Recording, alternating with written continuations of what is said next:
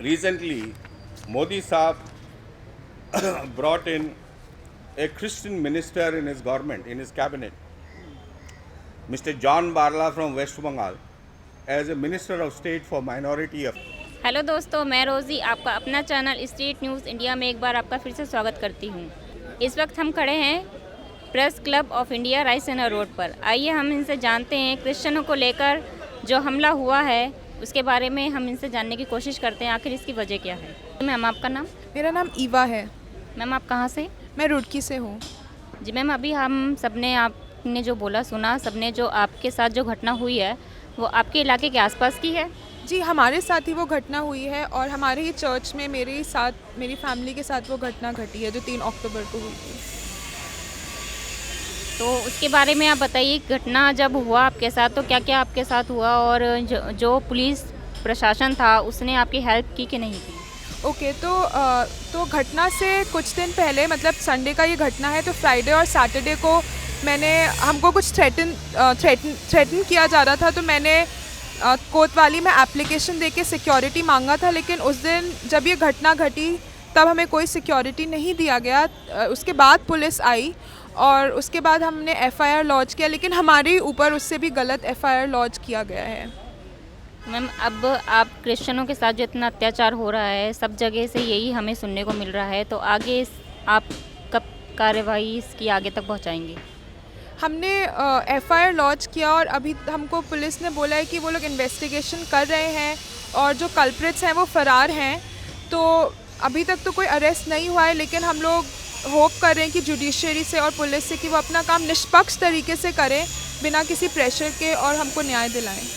आप सरकार से क्या कहना चाहेंगे, क्योंकि इतना सब कुछ हो रहा है और सरकार से अभी तक आपको कुछ हेल्प नहीं मिल पा रही है, तो उसके बारे में क्या कहना है?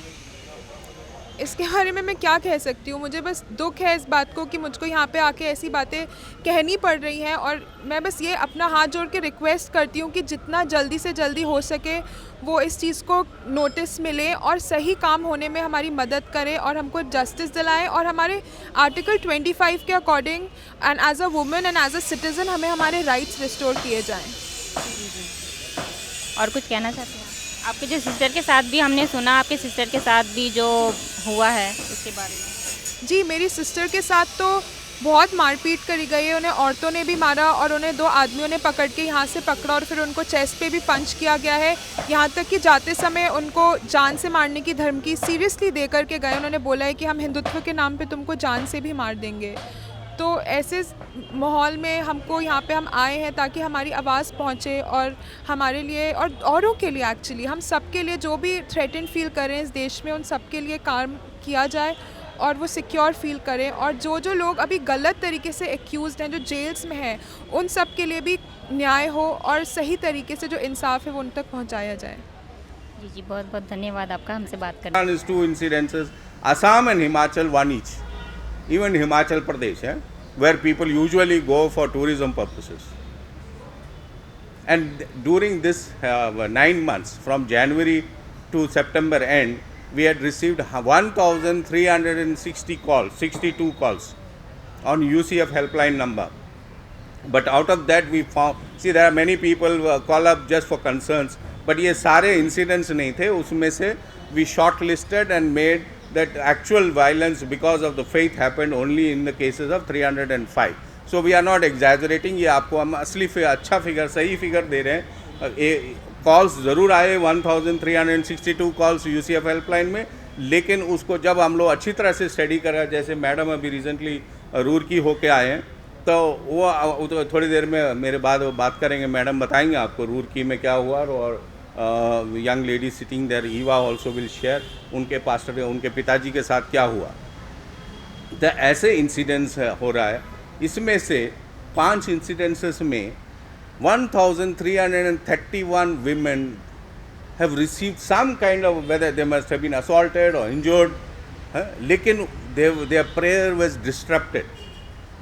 एंड ये जो ग्रुप्स हैं जो प्रेयर कर रहे थे, उसमें से 588 were belonging to the tribal groups and 513 were from Dalit background.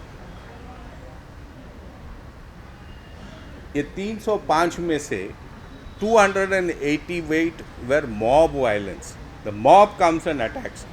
That is kind of, a mob is not, they don't come alone. This 100 and 200 people of mob, they don't come alone. They are accompanied by the police team. So it looks like a pre-planned है. Police साथ में आता है, ये लोग मारपीट करते हैं, पुलिस साथ में देखता है, फिर पकड़ के पास्टर और उनको पकड़ के थाने में ले जाके बंद कर देते हैं. Then the police explanation is, अगर हम इनको बंद नहीं करेंगे तो मार डालेंगे. टू मेंटेन पीस और to save safety of the pastors we are detaining them. ये एक्सक्यूज़ है. और 9 स्टेट्स इन इंडिया में इस समय एंटी कन्वर्जन लॉज, जो वैसे गवर्नमेंट बोलता है freedom of religion act. Freedom of religion act तो ये मीनिंग से तो ऐसा होना चाहिए ना, we should be free to join any religion, but the actually is it's our reverse, उसका ऑपोजिट है. ये लॉ से you are controlling people not to convert. And if you are actually interested to stop the conversion, why don't you amend the Constitution of India? Say propagation of religion is not equal right or not a right to the citizens. Say you cannot propagate, you cannot convert people. Total ban डाल दो ना हर एक इन पर, every citizen के ऊपर. Why only on Christianity? Why do you want only Christians not to talk about their religion? Homecoming भी बंद करो. हिंदी में क्या बोलते हैं, घर वापसी भी बंद करो. अगर बंद करना ही है, हर एक चीज बंद करिए ना. क्यों एक कम्युनिटी को फ्रीडम दे रहे हो, दूसरे को बोलते हो नहीं करना है? क्यों भाई? मैं भी इसी देश का आदमी हूँ, मैं काला आदमी हूँ, मद्रासी हूँ. मैं अगर ईसाई फेथ को फॉलो करता हूँ, मसीह को फॉलो करता हूँ, जीसस क्राइस्ट मेरा खुदा है, तो उसमें आपको क्या आपत्ति है? Why should you have an objection to that? I am born from my Indian parents. My parents were Tamilian, my parents were Christians, my great parents were Christians. ये भी आजकल है, एक ट्विटर में मेरे पीछे पड़े रहते हैं, तू कब क्रिश्चियन बना बताओ. कर्नाटका में कानून ला रहे हैं, पास्टर्स को बोलते हैं आप कब क्रिश्चियन बने बताओ. Okay, you ask everyone, no? Ask every citizen of this country, when did they become started following a particular religion? Tell every one of us to fill up that form. This is my demand. See, Christian population पूरे India में कितना है according to the government? According to the census of 2011, 2.3% out of 136.64 crore of Indian population as per 2019 record. Sorry, I will just take a sip of what. He's a good man, a good, kind-hearted man. So he met me, I met him. He organized one meeting for Christians group. 50 Christian leaders मिले थे उनके through Naqvi साहब को, और एक memorandum भी present किया गया था. उसके बाद 11 तारीख को उन्होंने मुझे अपने ऑफिस भी बुलाया, फिर मुझे अपने घर भी ले गए. उनसे मैंने जो डिस्कस किया था, ये जो सब इंसिडेंट्स हो रहा है, इसका कारण क्या है? कौन रोक सकता है इसको? पुलिस ही रोक सकता है. मैंने इनको कहा कि आपके पास जो होम मिनिस्ट्री है, उसमें एक जो मिनिस्टर ऑफ स्टेट है जो सिर्फ पुलिस का इंचार्ज है, उनका नाम निशित प्रामाणिक है. मैंने उनके साथ हमारा मीटिंग कराइए. उन्होंने कहा मुझे एक लेटर लिख के दीजिए. मैं वो लेटर मार्क करके, निशित जो है वो भी वेस्ट बंगाल से हैं, और ये जॉन बारला साहब as a minister is in charge of 7 parliamentary constituency in West Bengal. So ये एक मिनिस्टर उनके अंडर आते हैं. तो ये has mark that letter. This is my letter to the minister. If you give me your email ID, I will pass on this letter to you. I will not be able to read out the whole letter, but I will read out some excerpts for your information. This is addressed to Shri John Barla, a respected sir. This is memorandum pertaining to the recent increase in targeted violence and hostility against the Christian community. In almost all incidents reported across the states, vigilante mobs comprising of religious extremists have been seen to either barge into a prayer gathering or roundup of individuals that they believe are involved in forcible religious conversions. With impunity, such mobs criminally threaten, physically assault such individuals before handing them over to the police on allegation of forcible conversion. Often communal sloganeering is the witness outside police station, where the police stand as a mute spectators. मैं और इसको ये हमने एक paragraph लिखा हुआ है, there's a lot of detail. Registration of malicious FIRs. About 49 FIRs have been registered in 2021 alone against persons who espousing Christian faith or against those persons of their religions who simultaneously also hold their faith Lord Jesus Christ. मतलब जिसके खिलाफ violence हुआ है उनको पकड़ के FIR launch कर देते हैं पुलिस. पास्टर जो मार पीट के आया बेचारा उसके खिलाफ वो कर देते हैं, लेकिन जिन्होंने उनको मारा है उनको छोड़ देते हैं फ्री में. FIR नंबर्स भी दिया मैंने उनको ताकि वो मिनिस्टर जो है हमारा मीटिंग कराएं, और जिनके खिलाफ FIR नहीं हो रहा है, non registration of FIRs in spite of complaints filed by victims. सबसे ज़्यादा नुकसान जो है ना पुलिस स्टेशन के अंदर CCTVs नहीं होता है. हर जगह CCTV है, यहाँ पर भी CCTV है. हम लोग क्या बोल रहे हैं रिकॉर्डेड है, कल को police wants to verify. But police station के अंदर CCTV नहीं है. क्यों नहीं है? होना चाहिए. पुलिस स्टेशन के अंदर we have demanded that with the minister of home that there should be CCTV in police station. Problem क्या है, पुलिस स्टेशन के अंदर ये कुछ भी लैंग्वेज यूज़ करते हैं, और पास्टर्स को जिन्होंने अटैक किया उनके साथ मिलकर पुलिस वाले भी लात मारते हैं. पुलिस जो है डंडा मारता है, लात मारता है पास्टर्स के ऊपर. ये काम है क्या पुलिस का? तो अगर CCTV लगा होगा तो पुलिस कम से कम कंट्रोल में काम करेगा, लैंग्वेज प्रॉपर यूज़ करेगा, बिहेव प्रॉपर यूज़ करेगा. So we have demanded that. And illegal detentions कुछ नहीं किया होता है. 2017 में जौनपुर करके एक डिस्ट्रिक्ट है वाराणसी कॉन्स्टिट्यूएंसी के अंदर, वहाँ पर 80 चर्चेस वर शट डाउन. 80 चर्चेस को बंद किया गया था जौनपुर डिस्ट्रिक्ट में. उसमें क्या है, 40 पास्टर्स को अरेस्ट भी किया रात के 1:30 बजे सैटरडे रात को, क्योंकि संडे सुबह मिसा बोलना है, सर्विस करना है चर्च का. संडे ऐसे जैसे कि टेररिस्ट हो, पास्टर को पकड़ के अरेस्ट कर दिया. और संडे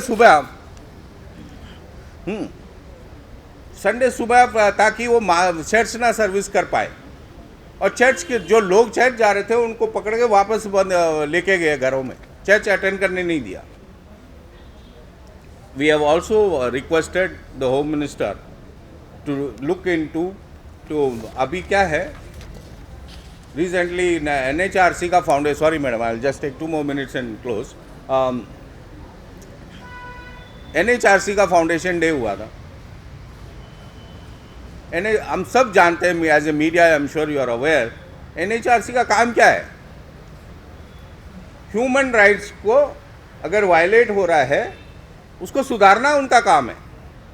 उनका काम ये नहीं है कि उनका काम है ही नहीं गवर्नमेंट के साथ बैठ के चाय पीना. मैं भी दिल्ली माइनॉरिटीज़ कमीशन का मेंबर था शीला दीक्षित के टाइम पे. हमने कभी गवर्नमेंट के साथ बैठ के चाय नहीं पिया, क्योंकि गवर्नमेंट के साथ बैठ के करोगे तो फिर गवर्नमेंट की बात सुनना पड़ेगा ना. आपको बिठाया है कमिटी में, कमीशन में, to work for the community. NHRC members का काम है to ensure there is a human rights for every citizen in this country. It is not to praise the Prime Minister and the Home Minister of India. तो हमने कहा है इस समय national commission for minorities, many state commissions, national commission for minority education institutions, इनमें किसी में भी क्रिश्चियन मेंबर नहीं. नेशनल कमीशन में एक वाइस चेयरमैन का पोजीशन होता है क्रिश्चियन का, और एक मेंबर का भी होता है. लेकिन पिछले 7 साल से कोई क्रिश्चियन नहीं बिठाया गया. तो हमने उसको डिमांड किया है, और ये जितने भी इंसिडेंट्स हो रहा है इनको एड्रेस करने के लिए हमने बोला एक रिड्रेसल कमीशन बिठाइए हर एक स्टेट में. May be by the retired judges, Supreme Court retired judges to be the member or senior members of the community, civil society leaders to be as a member. तो ऐसे हमने कई सारे ये appeal की है. तो I think I don't have much because I do have much to say, but ma'am wants me to shut at this moment. तो आप में से बाद में सवाल ले लूँगा, अभी आप बताइए. Thank you.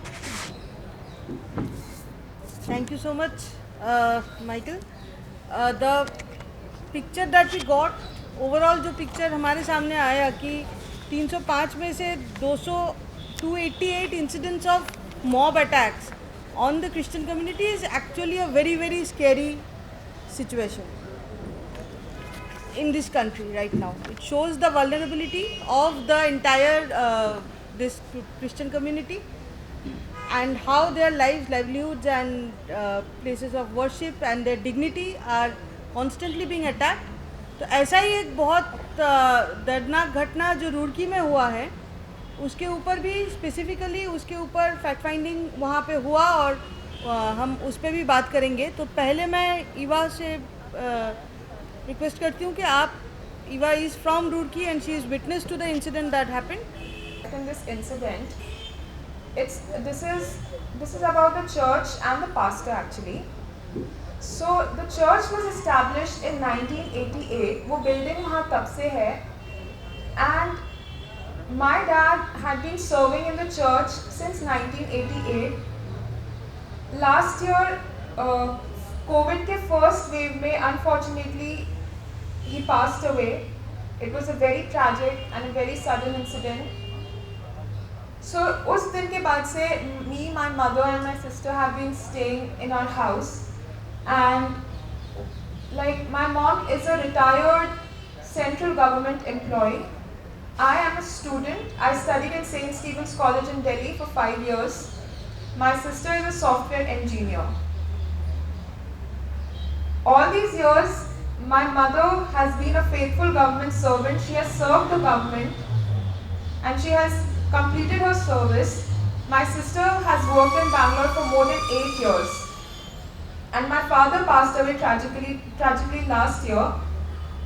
Uske baad, these people, I don't know what it is, we had just opened the church for prayers. We would just gather, worship, sing songs. COVID के first और second week में जब तक churches बंद था, religious gatherings allowed नहीं थी, we would never even go to the church. And अभी recently we decided let's just open and pray.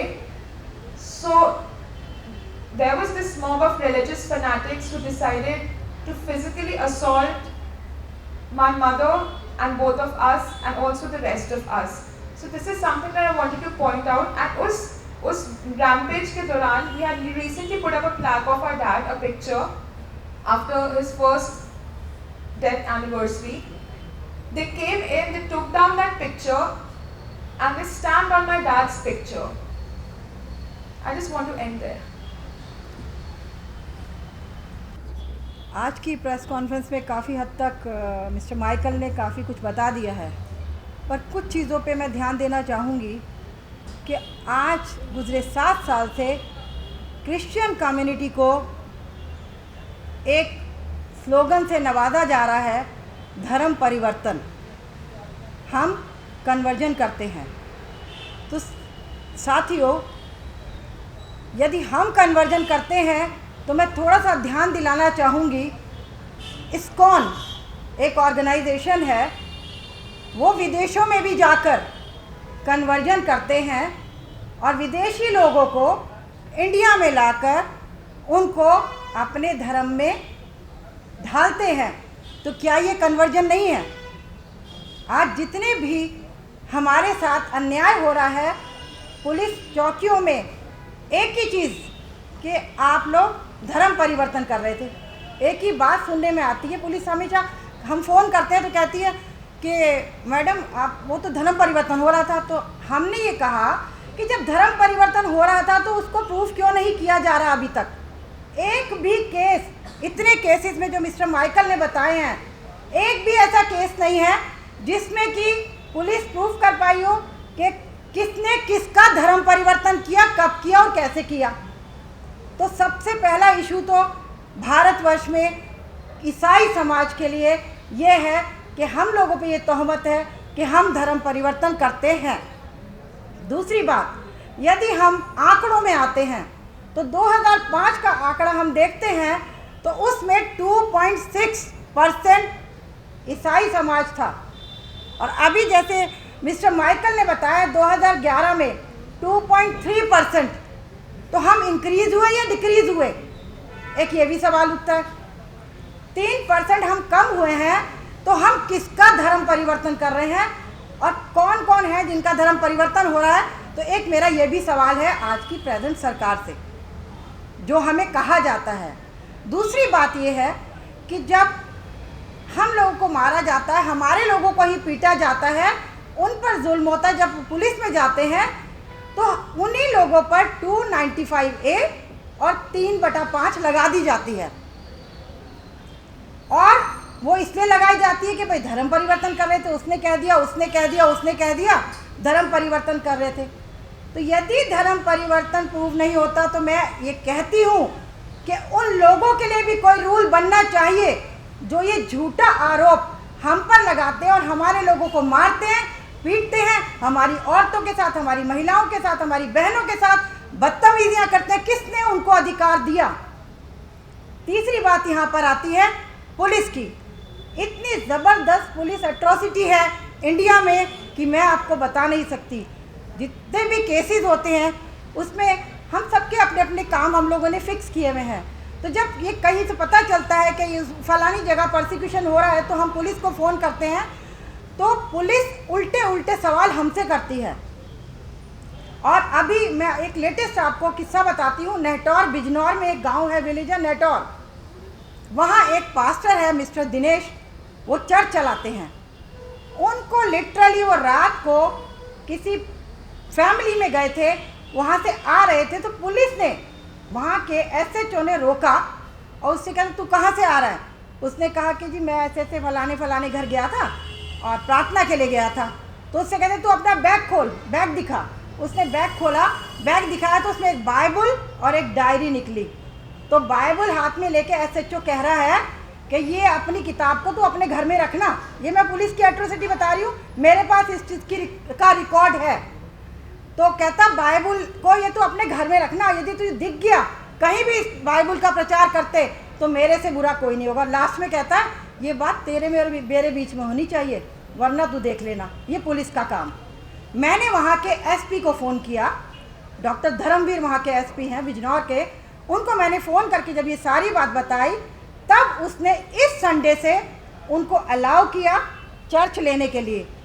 तो ये तो पुलिस की एट्रॉसिटी है। तो जो माहौल इस समय गरमाया हुआ है पूरे भारतवर्ष में, और स्पेसिफिक माइनॉरिटीज़ में भी मैं ये कहूँगी स्पेशली कि मुस्लिम और क्रिश्चियंस को जिस तरीके से टारगेट किया जा रहा है, ये बहुत बड़ा सोचने का विषय है। अभी मैं छत्तीसगढ़ का आपको हादसा बताती हूँ। गुजरे 15 दिन पहले एक लेडी है, मैं किसी संस्था का नाम नहीं लूँगी, वो एक ऐसी संस्था से है जिसने उसे मारने पीटने के लिए खड़ा किया है, और उस लेडी का नाम है ज्योति शर्मा। वो क्या करती है, अपने साथ 3-4 लेडीज़ को लेके निकलती है, और जहाँ भी क्रिश्चियन समाज के लोग देखते हैं उनको पकड़ती है और उनके साथ बदतमीजी करती है। अभी लेटेस्ट उसने क्या किया कि कुछ लोग जैसे ट्रैक्स बांटते हैं, अब सभी बांटते हैं, सब अपने अपने धर्मों का प्रचार करते हैं, ये सेकुलर कंट्री है। वो ट्रैक्स बांट रहे थे, उसने उसको रोका। उससे कहती तू क्यों बांट रहा है, ये तू गलत कर रहा है, तू यहाँ पर ईसाई बनाने का काम कर रहा है, तू प्रलोभन दे रहा है। और लिटरली उसने कहा कि मैं तुझे थप्पड़ मारूंगी। उसने गाल आगे कर दिया, विश्वासी था प्रभु में, उसने गाल आगे कर दिया। उसने इतनी ज़ोर से उसके थप्पड़ मारा, और पुलिस वहाँ खड़ी है, पुलिस की जीप भी वहीं खड़ी है, पुलिस भी वहीं खड़ी है। वो देख रहे हैं और हंस रहे हैं पुलिस वाले। पूरी वीडियोज़ हैं, सब चीज़ें हमारे पास रिकॉर्ड है उस चीज़ का। और उसको कह रही है यदि यहाँ सेक्टर्स में चारों तरफ लोगों सुन लो, कहीं भी ये दिख जाता है, ये दूर भिलाई की घटना है, ये कहीं भी ये दिख जाता है तो इसको मार मार के बुरा हाल कर दो।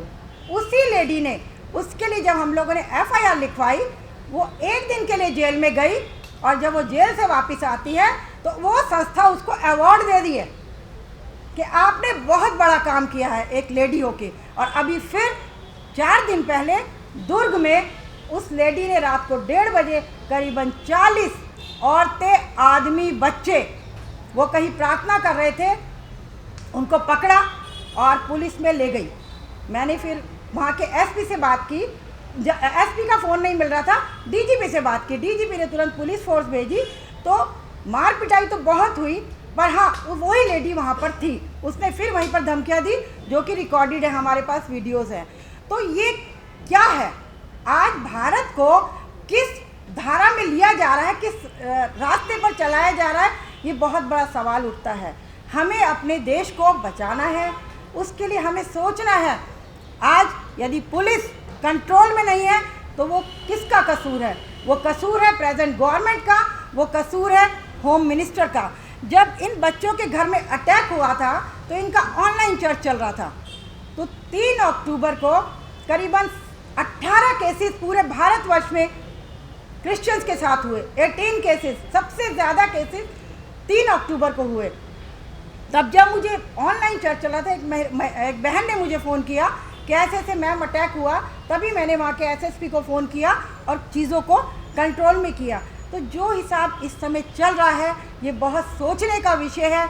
आज यदि इसी तरीके से होता रहा और हमने आवाज़ नहीं उठाई तो बहुत मुश्किल होगा। मेरा यही मैसेज है कि इन चीज़ों को, जो कि धर्म की राजनीति खेल रहे हैं, इन चीज़ों को ख़त्म करना पड़ेगा। अभी एमपी में एक पूरा लेटर एक ऑर्गेनाइजेशन ने लिख के दिया कि हम यहाँ के सारे चर्च बंद कर देंगे एमपी में। वो रिटन लेटर भी मेरे पास है, वो दिया गया। अभी कर्नाटका में परसों अनाउंसमेंट की है सीएम ने कि आप चर्चेज में जाके देखिए कौन मुसलमान से कन्वर्ट हुआ, कौन हिंदू से कन्वर्ट हुआ, कौन सरदारों में से कन्वर्ट हुआ। तो ये जिस तरीके की, मैं तो ये कहूँगी, जो गलत भावना और जो जहर घोला जा रहा है, आज ये बहुत बड़ा सोचने का विषय है। इसको रोकना पड़ेगा, नहीं तो भारतवर्ष में माइनॉरिटीज़ का जीना दुश्वार हो जाएगा। Thank you so much. और रुड़की चर्च में जो हुआ है, मैं भी वहाँ पर थी और मैं ये बताना चाहती हूँ कि मेरे हस्बैंड वहाँ पर पास्टर थे। 1988 से लेकर के 2020 तक वो पास्टर थे। कभी भी कुछ नहीं हुआ ऐसा। और उनके जाते ही जैसे हमने प्रेयर शुरू करी तो इस प्रकार का हमारे ऊपर बहुत भयानक तरीके से अटैक किया और बहुत ही डराना चाहा। इसमें उनकी क्या मंशा है मुझे नहीं मालूम, लेकिन मैं ये बताना चाहती हूँ कि हम क्या विश्वास करते हैं। मैं व्यक्तिगत रीति से धर्म पर विश्वास नहीं करती हूँ, मैं हृदय परिवर्तन पर विश्वास करती हूँ। यीशु मसीह हृदय को बदलता है, यीशु मसीह जीवनों को बदलता है, यीशु मसीह नशे शराब को ख़त्म कर देता है जब जीवन में आता है और लोगों को फ़ायदा होता है। हम किसी का धर्म नहीं बदल सकते और न बदलना चाहते हैं। स्वयं मैं ईसाई धर्म पर भी विश्वास नहीं करती हूँ। मैं जीवित परमेश्वर पर विश्वास करती हूँ, मैं यीशु पर विश्वास करती हूँ, मैं यीशु के क्रूस पर विश्वास करती हूँ और उसकी सामर्थ पर विश्वास करती हूँ। वो मर गया था और अब जीवित है और वो लोगों के मनों को, हृदय को बदल देता है। एक दिन वो मेरे जीवन में भी आया, उसने मेरे जीवन को बदला। मैं पैरालाइज थी, यीशु मसीह ने मुझे चंगा किया बिना किसी दवाई के, मेडिसिन के। मैं टीन एज में थी, यीशु मसीह ने मुझे चंगा किया और वो जीवित है। और मेरी लड़कियां भी चली जाएंगी, मैं रुड़की में अकेले रहूंगी, but I want to say that for me to live is Christ and die is gain. मैं मरने से भी नहीं डरूंगी, परमेश्वर मेरे साथ है। और यीशु ने कहा कि क्या पैसे में 2 गौरैया नहीं बिकती, परमेश्वर की मर्ज़ी के बगैर एक भी ज़मीन पर नहीं गिर सकती है। लेकिन मैं, जिन्होंने भी हमारे साथ ऐसा किया, मैं उन्हें यीशु के नाम से आशीष देती हूँ, मैं यीशु के नाम से उनका भला चाहती हूँ, मैं यीशु के नाम से ये प्रार्थना करती हूँ कि उनकी मन की आंखें खुल जाएं, वो सत्य को समझ सकें और हर एक परमेश्वर की तरीक़ों को वो पहचान सकें। धन्यवाद। आज जब हम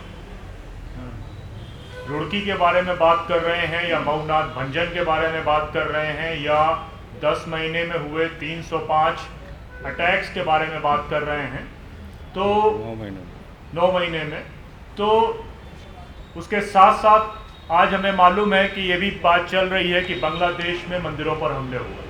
और हम सब बांग्लादेश में जो भी मंदिरों पर दुर्गा पूजा के पंडाल पर हमले हुए उसकी मजम्मत भी करते हैं और उसकी निंदा भी करते हैं।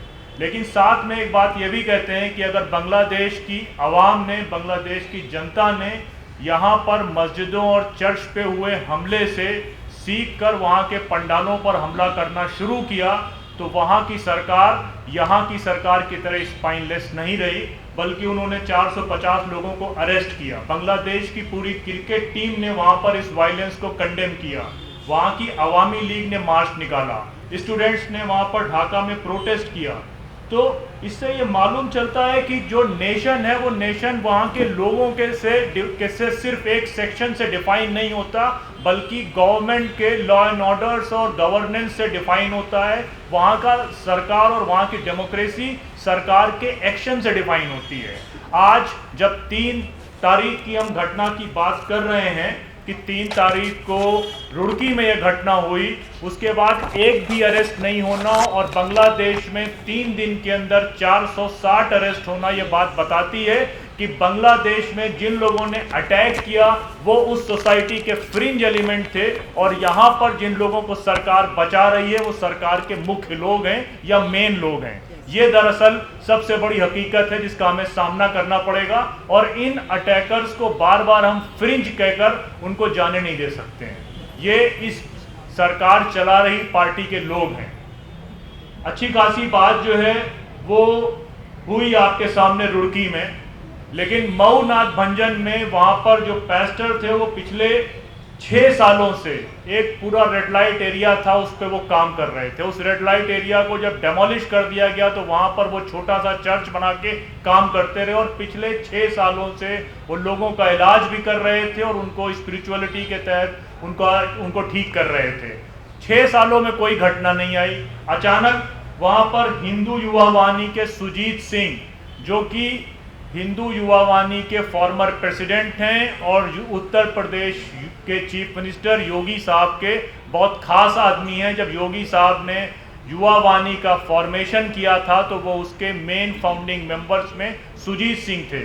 सुजीत सिंह और उनके 3 भाई, जो कि मऊ में इससे पहले जो बड़ा कम्युनल वायलेंस हुआ था उसके मेन एक्यूज थे, वो जाते हैं पास्टर की पिटाई करते हैं और पुलिस के जरिए उन पर केस बुक करा देते हैं। वहाँ पर जो अजीत चंदेल, जो मारने में पास्टर के सबसे आगे था, जो जिसने सबसे ज़्यादा पिटाई करी, वहाँ पर फादर्स की नन के साथ जो मिसबिहेव किया, वो मास्टर माइंड है। 6 FIRs मऊ के कम्युनल वायलेंस में उसके खिलाफ हैं, लेकिन उसके बाद भी वो जेल नहीं गया, अरेस्ट नहीं हुआ, न पिछले केस में अरेस्ट हुआ न इस केस में अरेस्ट हुआ। इससे मालूम चलता है कि माइनॉरिटीज़ पर चंदेल साहब का जब मन होगा तब वो मुसलमानों पर हमला कर देंगे, सुजीत सिंह साहब का जब हमला होगा तब वो मुसलमानों पर हमला कर देंगे और जब उनका मन होगा तब वो हमला कर देंगे क्रिश्चियंस पर, क्योंकि उनको पता है कि सरकार वो चला रहे हैं। तो ये बार बार ये कहना कि समाज के कुछ लोग हैं, हमें उनसे शिकायत है, इनसे शिकायत है, हमारा सीधा सवाल सरकार से है कि सरकार ने अगर एक दिन में 25 अटैक या एक दिन में 20 अटैक एक साथ होते हैं तो ये कोई धोखे में हुआ या लोकल लोगों का रिस्पांस या रिएक्शन नहीं है। ये बहुत ऑर्गेनाइज्ड क्राइम है जिसको वेल कोऑर्डिनेटेड मैनर में सरकार के डायरेक्शन से किया गया है।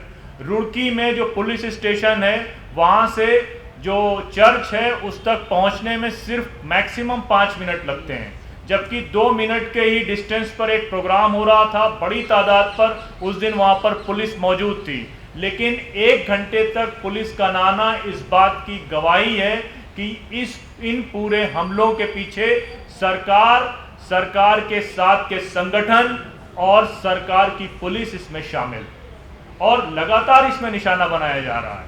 आज से 4 दिन पहले मध्य प्रदेश में के मालवा के सारे इलाकों में आरएसएस ने अपना एक शक्ति प्रदर्शन किया।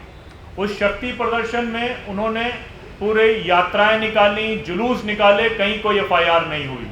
लेकिन 2 दिन पहले प्रॉफिट के बर्थडे पर कहीं कहीं पे कुछ छोटे मोटे जुलूस निकाले गए तो पूरे मालवा रीजन में 164 एफआईआर्स करी गई, जिसपे जबलपुर में 25 लोगों को अरेस्ट किया गया, धार में 82 लोगों को अरेस्ट किया गया। तो ये साफ साफ ये बताता है कि ये पूरे अटैक सरकार की मर्जी से हो रहे हैं, वेल कोऑर्डिनेटेड हैं, और इसीलिए हम ये बात बार बार कह रहे हैं कि ये आवाज़ हमको उठानी पड़ेगी। अगर सरकार को या उनको लोगों को लगता है कि ये अटैक्स वो करते रहेंगे और हम चुप हो जाएंगे, तो ये बात वो उनको ये समझनी चाहिए कि हो सकता है कि सरकारें और सरकार में बैठे हुए लोगों के ज़मीर मुर्दा हो जाएं, लेकिन आवाम का एक बड़ा हिस्सा हमेशा ज़िंदा रहता है।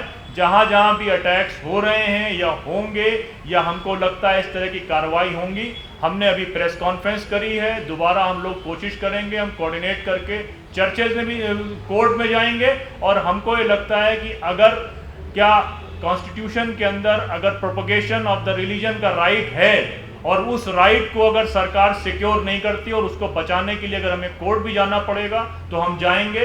इस रिपोर्ट में वो इंसिडेंट्स हैं 89 इंसिडेंट्स जो पूरे नैरेटिव के साथ में हैं। बाकी जो प्रेस रिलीज है उनमें 305 केसेस की पूरी इंफॉर्मेशन है।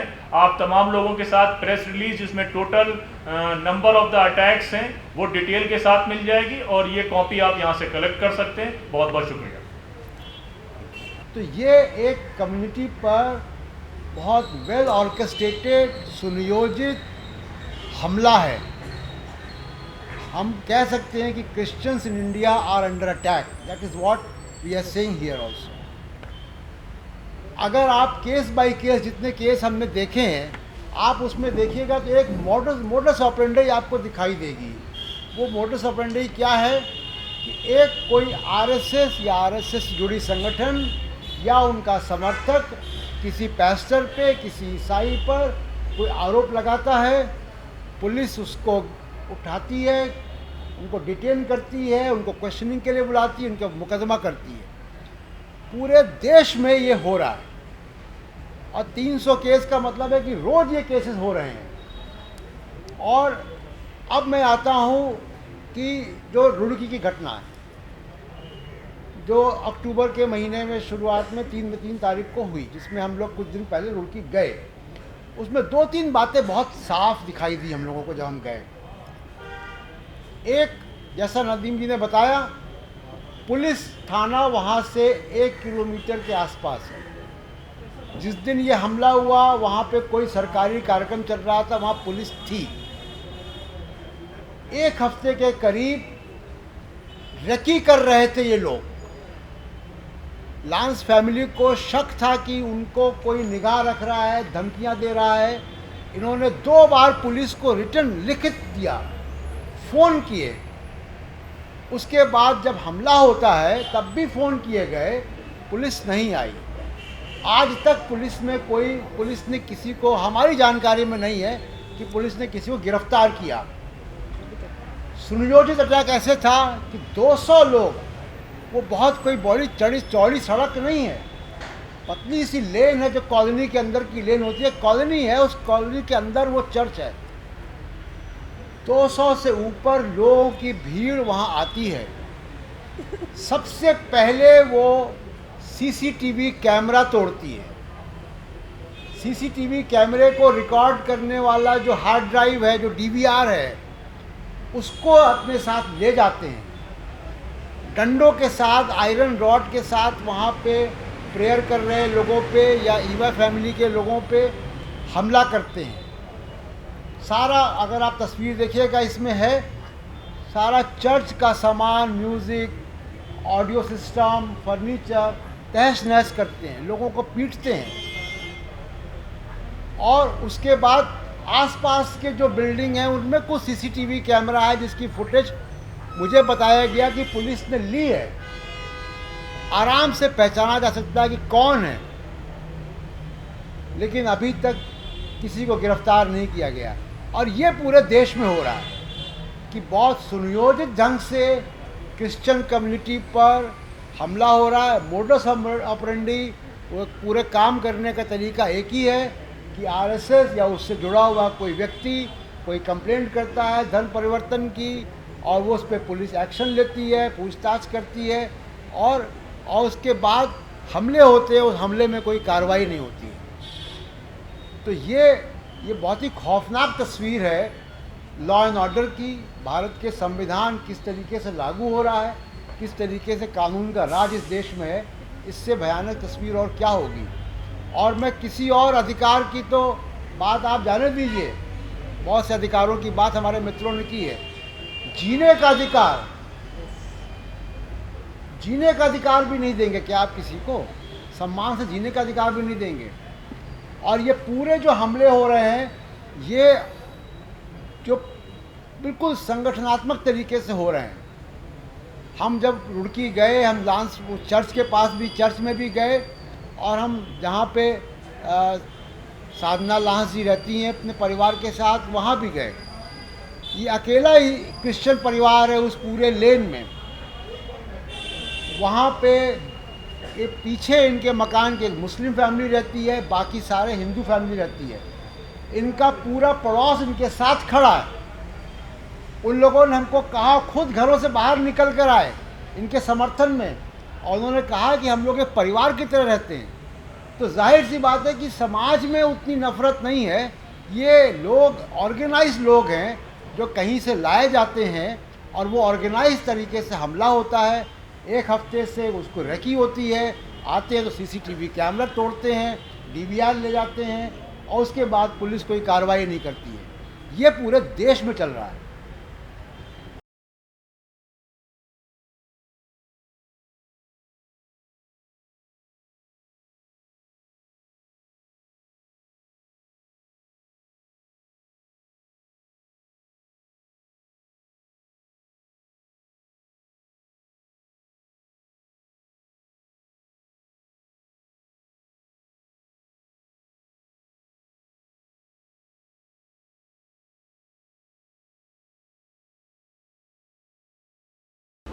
जी मैम, आपसे जानना चाहेंगे जो क्रिश्चियनों के खिलाफ जो अत्याचार हो रहा है उसके बारे में आपको मतलब क्या कहना है? गुज़रे कुछ सालों से, करीबन 7 साल हो गए, और क्रिश्चियंस ही नहीं कहूँगी, माइनॉरिटीज़ पे जो अटैक हो रहे हैं वो बहुत दुर्भाग्य की बात है हम लोगों के लिए, कि एक शांति प्रिय हमारे देश में किस तरीके से धर्म की राजनीति खेली जा रही है और गलत तरीके अपनाए जा रहे हैं, उससे बड़ा दुख है।